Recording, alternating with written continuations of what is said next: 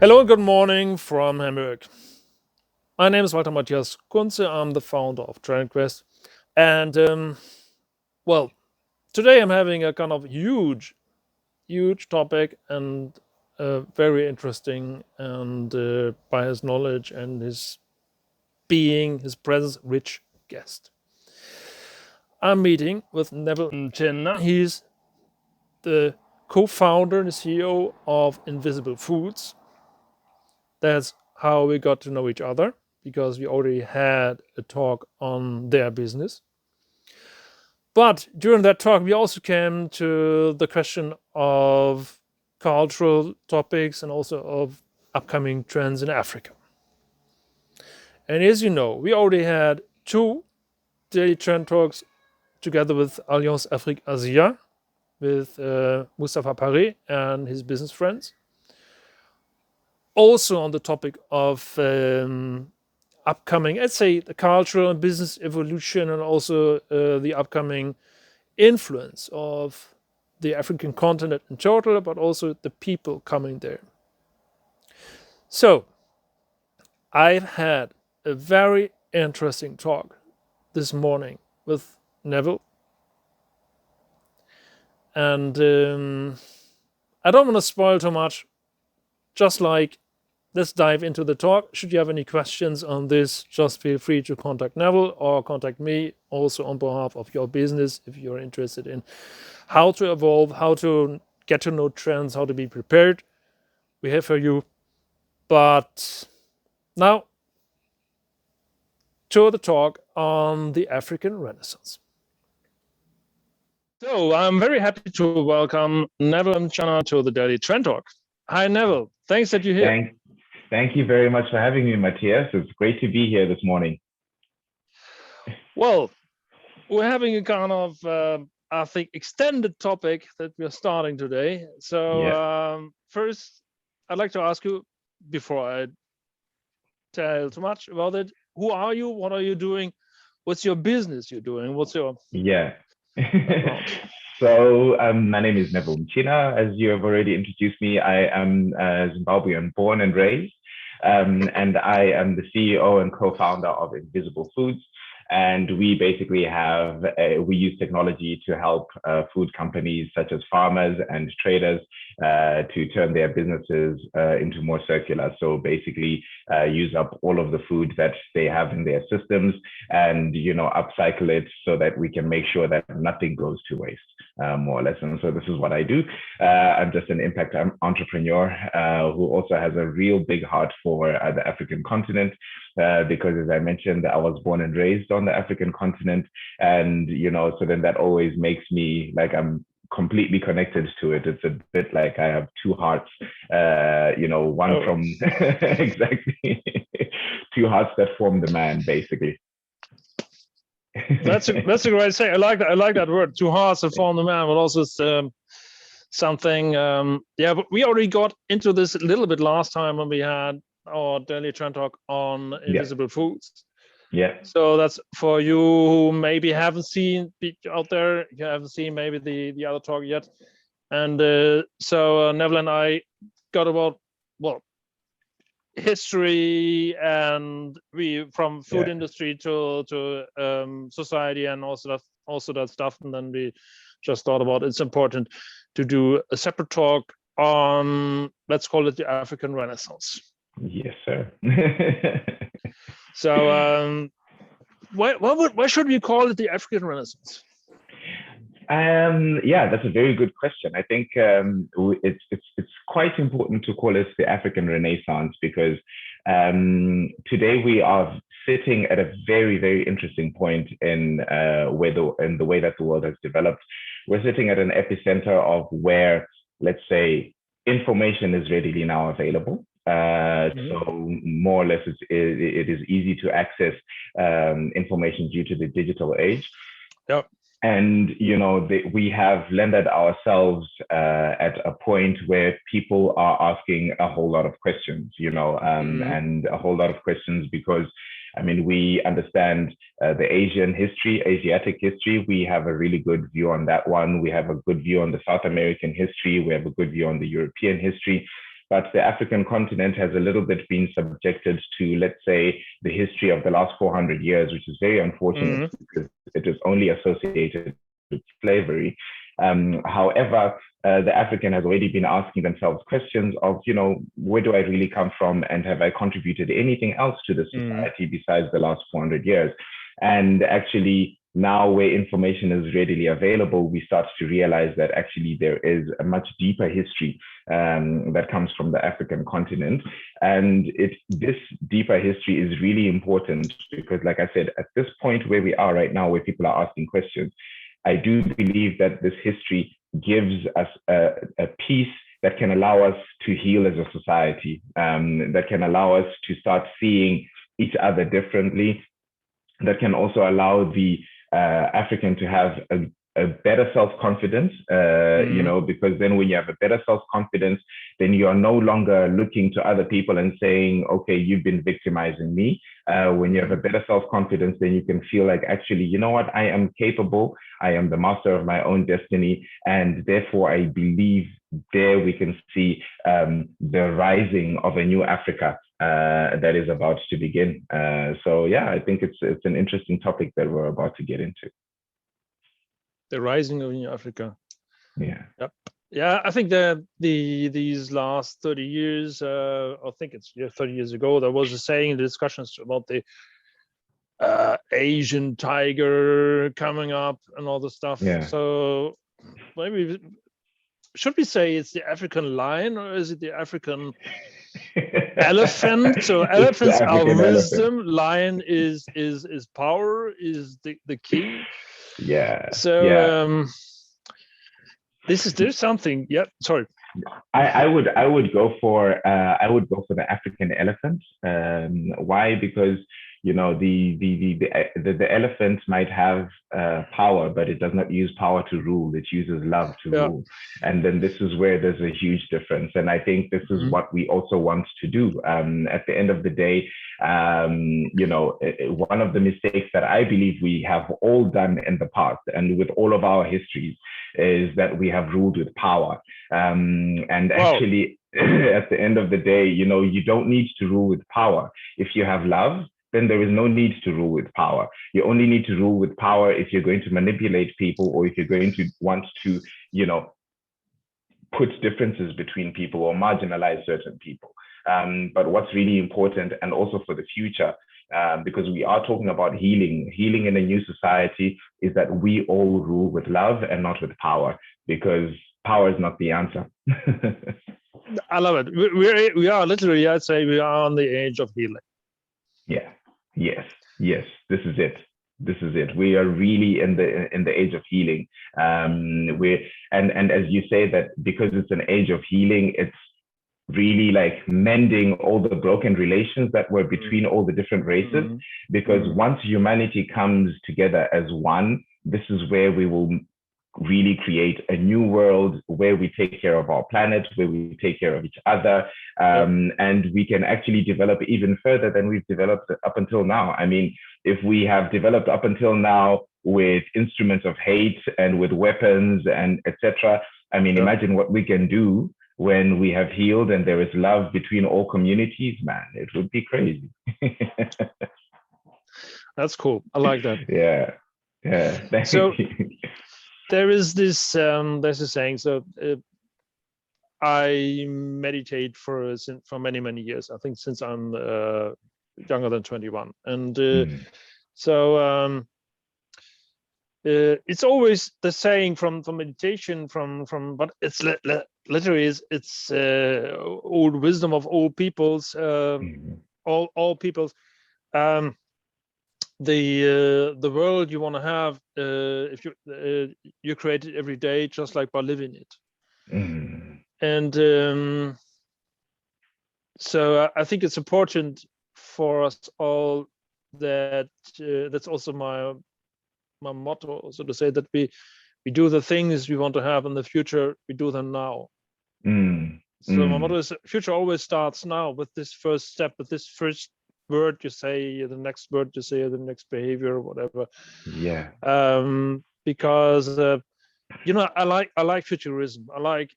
sci-fi, and I like trends and all the stuff. But Mm-hmm. I think, um, in a way, we are now in a time. We've come to be in a time where it's not only about the visions in the future, about the sci-fi stuff. We say, yeah, look at this. All the spaceships are flying through the air and flying Yeah. cars and all that stuff.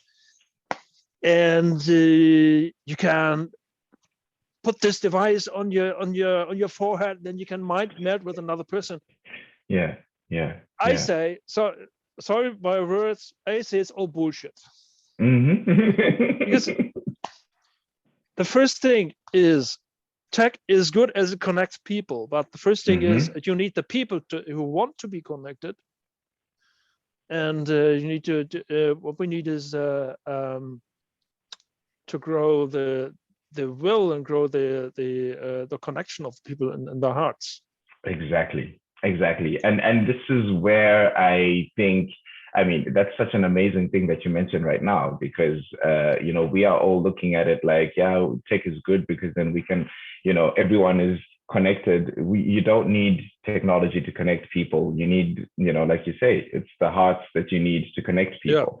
And actually, where do we need to be in society? And this is why also actually it's fantastic that we are talking about this, and we're talking about, like, history and looking back, and also Mm-hmm. trying to look forward to see where we're going. Because Yeah. what I find very interesting then, in from a perspective of looking at it from Africa.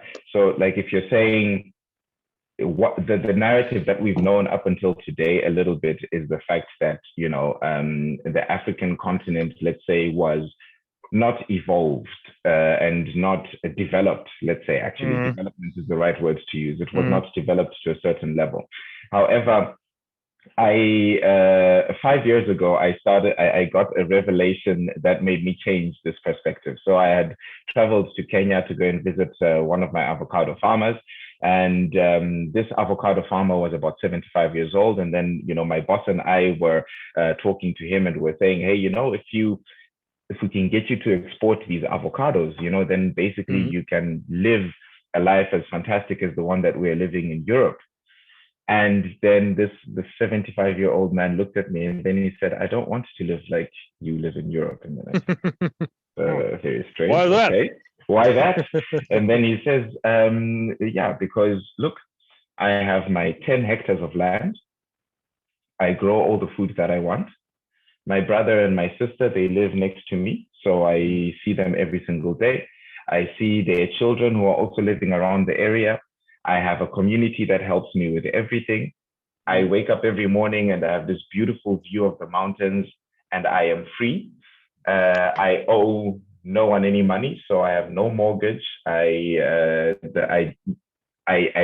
don't pay health insurance because all the healthy stuff that I need is coming from the trees that I have surrounding me.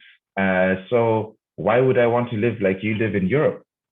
And this made me really, like, start thinking and think. Yeah. And I thought, oh man, this is this is crazy. So, like, we've been looking at development from a very different way.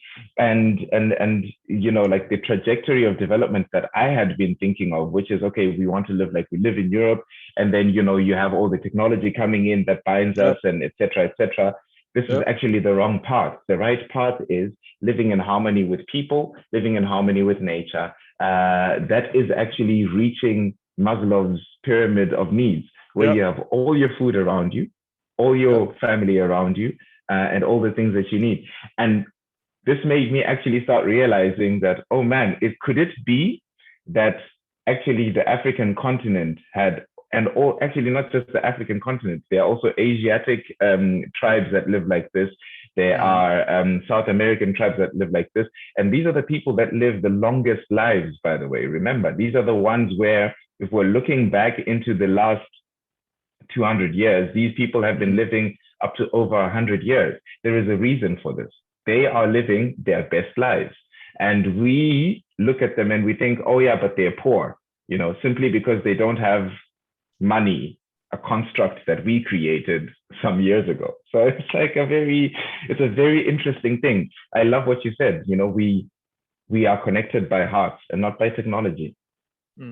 I think that's I like that. You say our view on them is that they are poor, maybe by defining poorness of having less technology. Hmm? And yes, maybe the one or other person watching this would think, yeah, what are you saying? You're connected by the internet. You're connected by the digitization. So Yeah. if it weren't there, you wouldn't be able to talk to each other. True. Well, yes, of course. Maybe we don't know. Maybe 1,000 years ago we would be able to connect by telepathy, whatever, but we don't have it right Yeah. now. We have to we have to rediscover this, maybe. Yeah. Yeah. So, yeah. but what I'm saying is, I think it's important that we focus on us as people, and we utilize this Zoom, internet, whatever, conferencing and connectivity. We use it. But what I think what's happening on my perspective is, as I see it, is that still many people who try to evolve the world, who try to help, whatever, they try to enhance technology. But it's not about enhancing technology. It's about enhancing the good things for the people. Right. Right. And it's really beautiful that you really touch on these, man. I love having conversations with you, man. Same. Thanks. No, it's really amazing because actually, as you say it, there are people listening to this that can easily misquote us and say, "Oh yeah, look at these guys, anti-technology, anti-what, we could easily be put into like the very extreme hippie corner or whatever." But it's really not the case. All we're simply saying is, anything it can be dangerous depending on how you use it. So and that's just literally anything. Water can be dangerous depending on how you use it. It's healthy and then it's also bad. So a telephone can be also healthy and it can also be bad. A knife can be good and it can be anything. And this is the exact same thing with technology. It's just like money. It can be good or bad, but it depends on what attitude you have when you're using it. Are you allowing it to control you, or are you controlling it? And I think at this point, one of the key issues is the fact that we are now losing control to the technology. And this is where, like the point that you're also hammering on, where you're saying, if we allow ourselves to go in a trajectory where the technology uses us and not we use the technology, then we are not going down the right path. We need to always remember that we as the human being are in control. And at the end of the day, like you say, we never know. If we were not using Zoom today, what would we have been using? I mean, when you're actually looking into history and you're thinking of some of the things that have been created, I mean, if you look at even just the pyramids right now, we still don't have the technology to build the way that they did. So that means that maybe there is something that maybe there is another technology that is still out there for us to learn that we can use to. So we'll never know. But at the end of the day, most important thing is we remain in control as the human being. Yeah, that's the point. Yeah. So I made a note, and so as we say, okay, we're in the age of healing, we're in the age of mending, of also we might say a rise of inspiration, but also spiritual rising, spiritual growth. And also people are taking focus on ethics, and it's widely discussed what are the right ethical values. As I say, ethical values are always connected to your own people. So you have normally every group, every family has their own ethics. Of course, we're having, let's say, universal ethics, just like you don't kill people or all stuff, and you don't murder people, and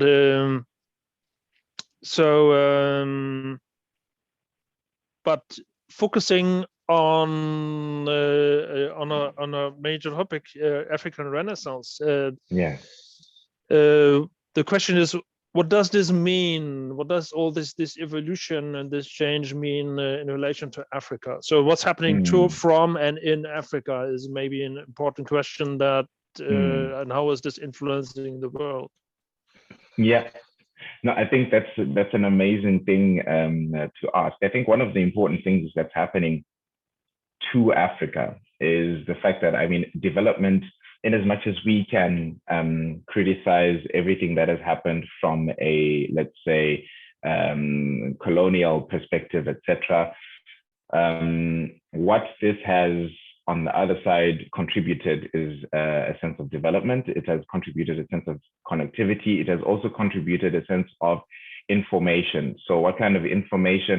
Information that levels the playing ground. So that means that Africa now has exactly the same resources and information as all the other continents combined, right? And this is something that's key to see from one perspective.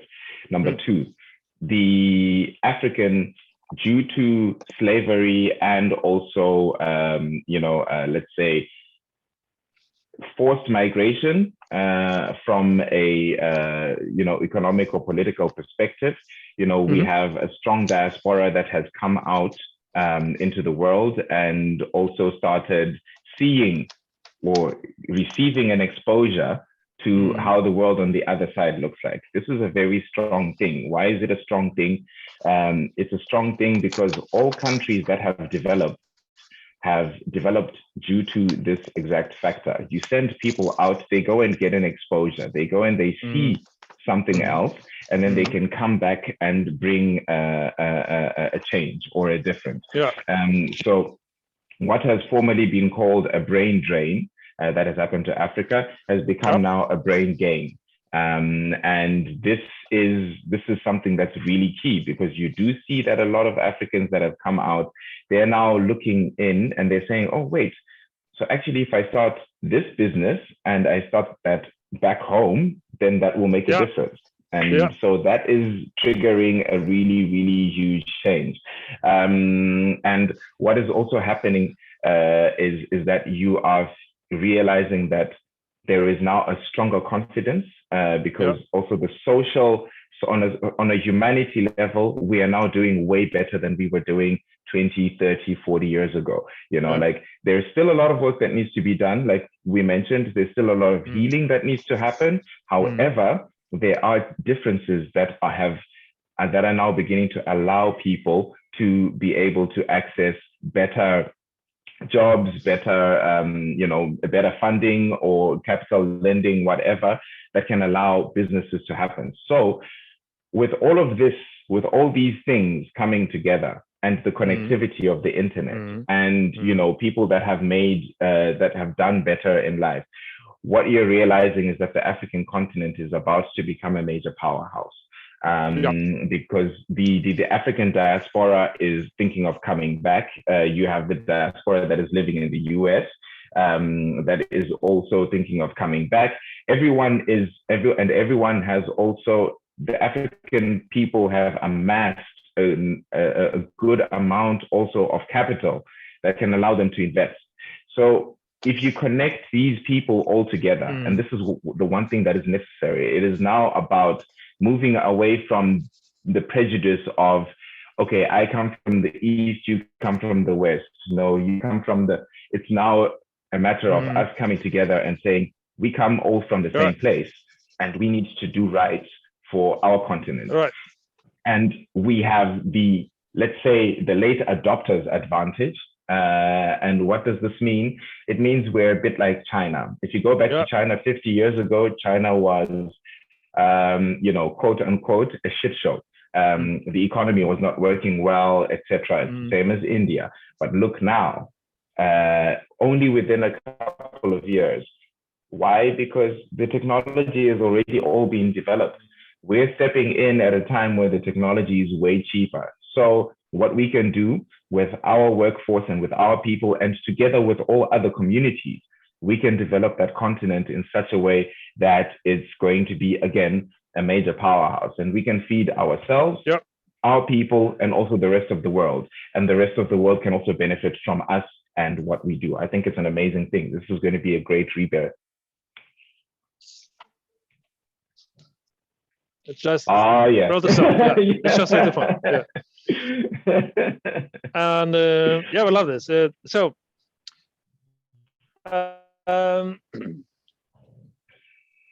I think this starts with a change in perspective, and that change in the perspective means no, wait, just a second. That also of course is, as you say, is enhanced by the better connectivity, by the better technologies and all that stuff. So I think this year, these last 12 months, with all the suffering, all the turmoil, all the economical turmoil, and all the health issues and all the stuff, they also brought a very big push in connecting people together. So what I see is, and what I think, if I recall, because the video talk we're doing right now has come up because we couldn't do our on-site networking talk we did monthly again anymore. And so what is amazing is what I see that there's a spirit coming on with all the people I've been talking in this series of the Daily Trend Talk, so that they all feel a kind of, besides all the feeling oppressed because of the stress and health and corona stuff and so, they feel like, wow, we can do things together in a way we never had thought about that's possible. And so suddenly it doesn't matter if you talk, if you want to connect with someone who is in whatever, Boston, in Burkina Faso, in Taiwan, in Germany, whatever, in the Netherlands, possible. So and as far as I know, in the mobile revolution, so to say, jumped over the landline connectivity of internet in Africa. So that many things are just like enhanced by mobile internet. And what always, if I recall, as a scientist, and in the research and results and other reports about the economy in all the African countries, everybody says, yeah, okay, they don't have so much landlines because they have just everything is paid by phone. And I must say that many people and politicians, businesses were looking at this. If I sense it right, if I remember it right, they say, yeah, that's amazing. How do they do this? Mobile internet without any landline. With a kind of feeling, distance, how does it work? It's a different way. But now we're coming to the point. Now, with all the digitization connecting us more than ever during these last 12 months, I feel like exactly this advantage of African infrastructure is rising. Is a rising value. Exactly. Because what you're seeing is, you see, the divide and conquer strategy has worked for thousands and thousands of years, right? It has been the most perfect strategy where, I was reading an analogy the other day where someone was saying to me, if you put let's say I take my coffee press here, and then I put black ants and red ants into the coffee jar, and then I just let them live. Apparently, they can live really, really well together. But then the moment I shake the jar, right, and then I take them off, then basically they start killing each other. Why? Because then the shaking of the jar, the black ants thought that it was the red ants, and then the red ants thought it was the black ants. So, but then the real question is, who shook the jar? Now, coming back to what we were talking about.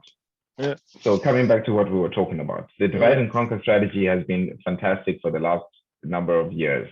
Now we've come to the point where we are all connected. And through this connectivity, where there are no more boundaries, right? That's the point. There are literally no more boundaries. Exactly. Yeah.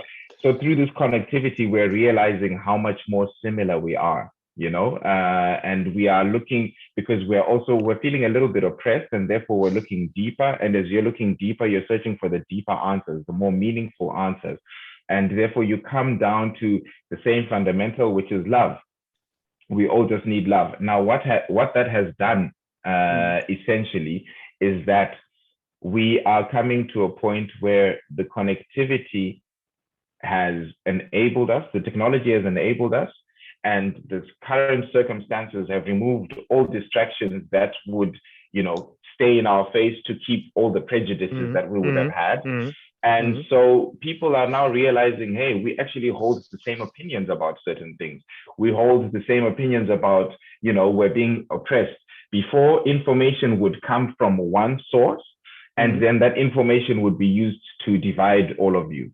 Now, information comes from one source, but then because we're all connected to each other, we know we check that information with each other. So like if I hear something, then I text you and I say, hey, Matthias, did you hear this? And then if you don't believe it, and I'm also feeling like I don't believe it, then, you know, we are already connected. So this is the advantage, that unity is now more possible with technology than it ever was a time before. And this, I think, is a really strong thing, because for the first time, the world has always been ruled from a pyramid type of perspective, so top down.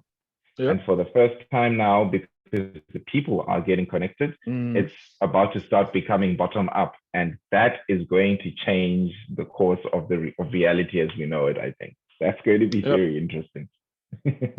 So what would you suggest?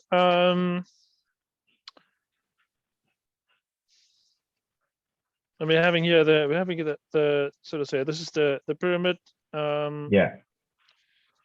But the bottom up movement, so to say. And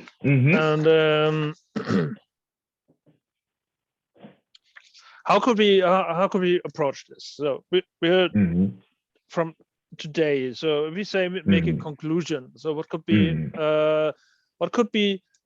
a roadmap, or what would be your estimate, let's say, for the next 5 years on this trend? If you sorry, it's a big question. It's just like, tell me the future of the African continent. Exactly. It's like, so that's a very interesting one. But I think I can tell you from how I sort of see it. Like I think in order to see where it's going, you need to see where it's come from a little bit. So I'm looking back at where it came from. See, so ancient Egypt, we already said was black. And for those that have several questions about that, you can always read the story, the book, The African Origin of Civilization, by Cheikh Anta Diop, a Senegalese scientist. But ancient Egypt was called Kemet, and Kemet means black land, basically, or land of the blacks.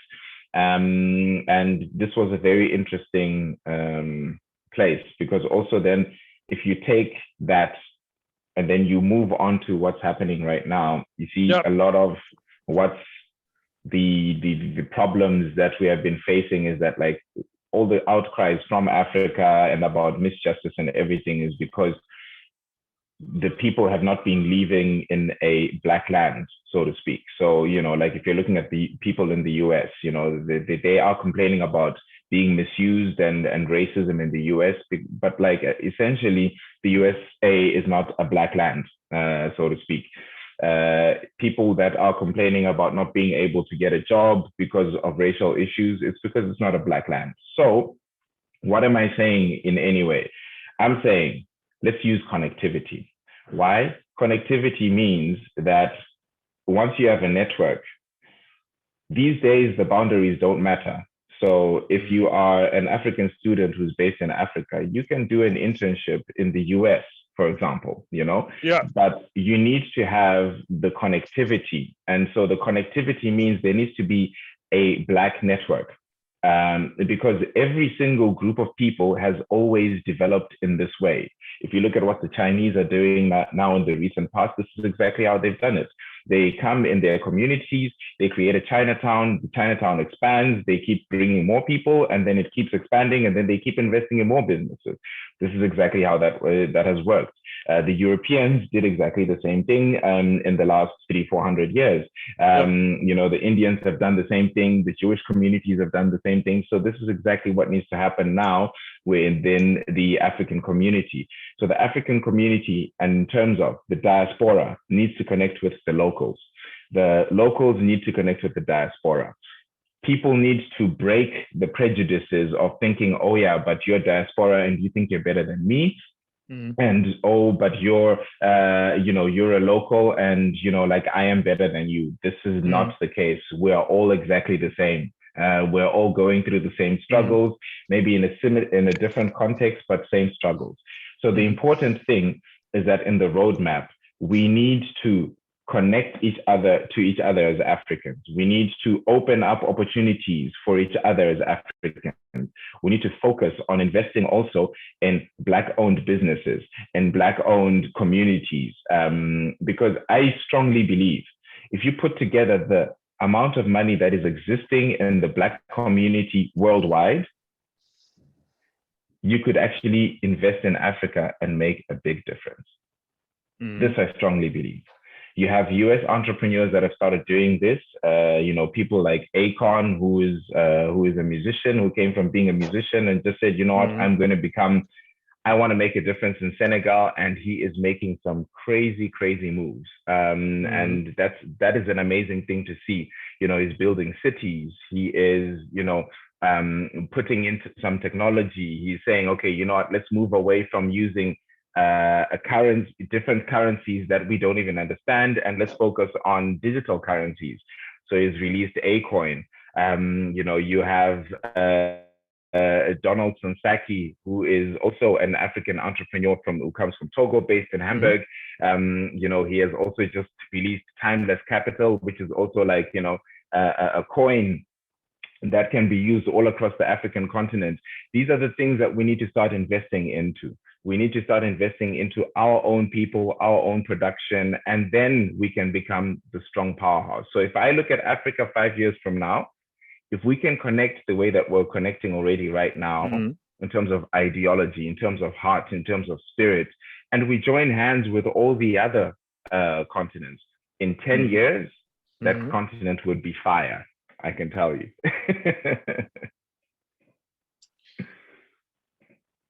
Many thoughts. I think we should see how we kind of build up with this series and invite people from different places in Africa, and also people from, as you say, the diaspora, to go deeper into these different topics and this evolving. It's really through network. This network needs to build up, and like you say, I mean, we need more people to start discussing, to start breaking this down, and see, okay, where are we holding hands? How are we doing it?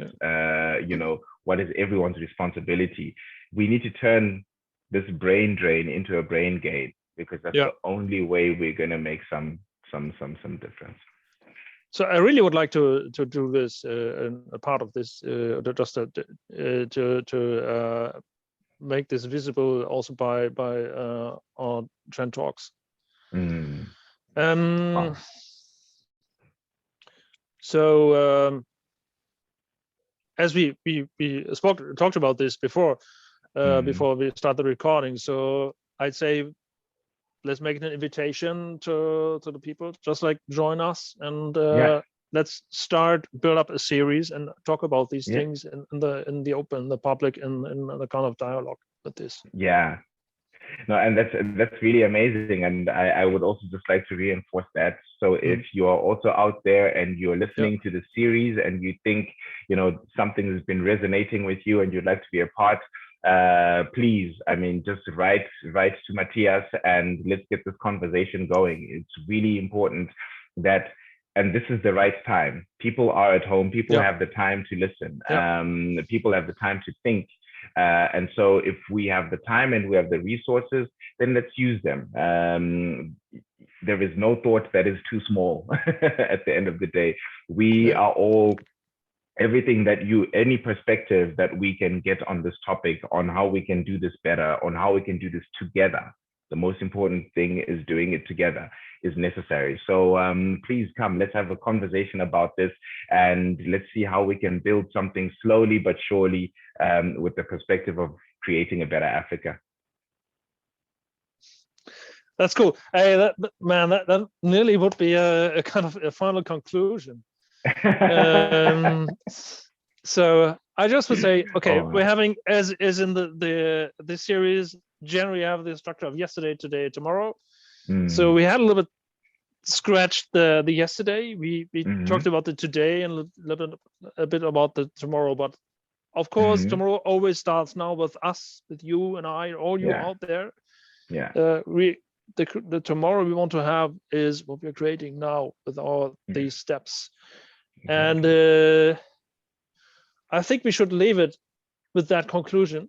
And should see how we let's say define or what topics we go on with the follow-up talks. Exactly. So I did a lot of notes on this, just like just like these. So, and so not a little note. Yeah, right. And so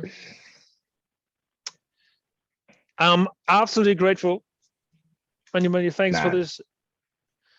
And I'm very curious where we are going with this series, but also obviously, of course, where we are going with this world and with this coming up, coming up trend.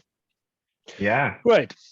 Yeah, no, fantastic. Thank you so much, Matthias. I really am grateful for you having me in the show.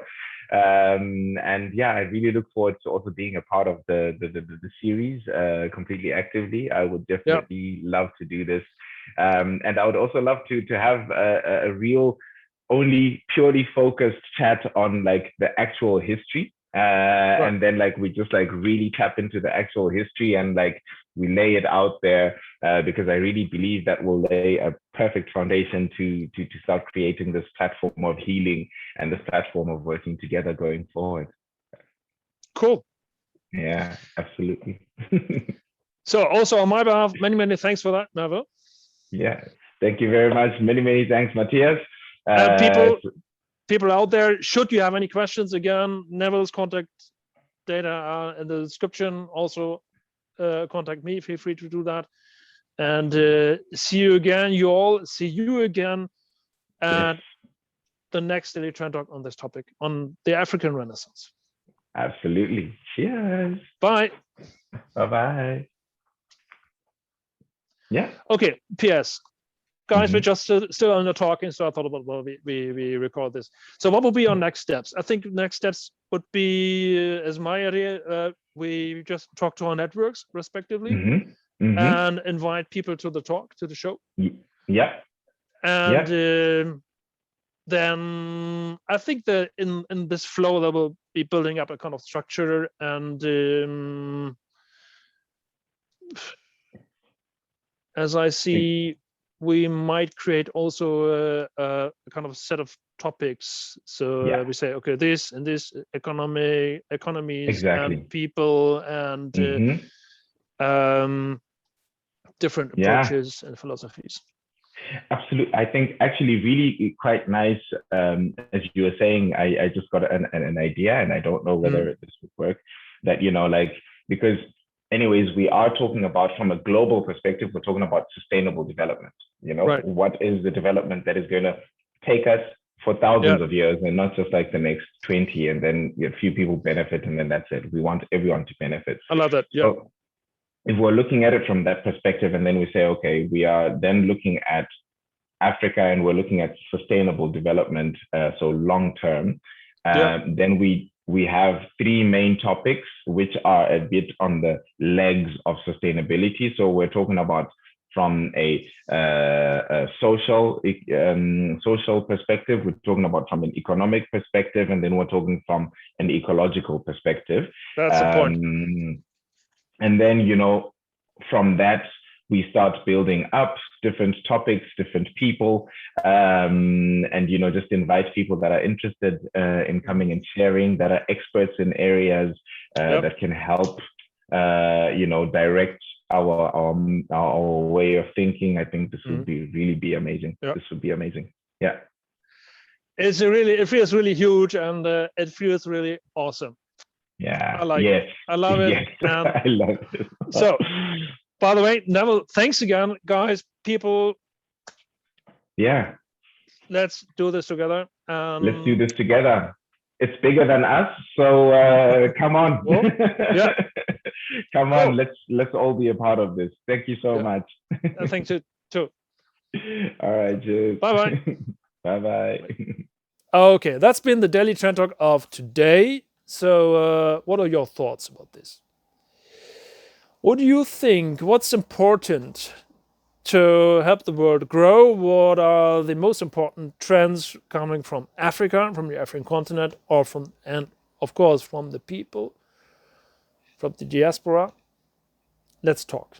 Let's create future together now and in this very moment. I'd love to see how we evolve, and I'm very happy we started this series. See you very soon. Thanks for joining us, and of course, to keep yourself updated, just subscribe over there. And if you'd like to know more about trends, markets, and so on, just feel free to contact me and also contact Neville. See you soon at the next Daily Trend Talk.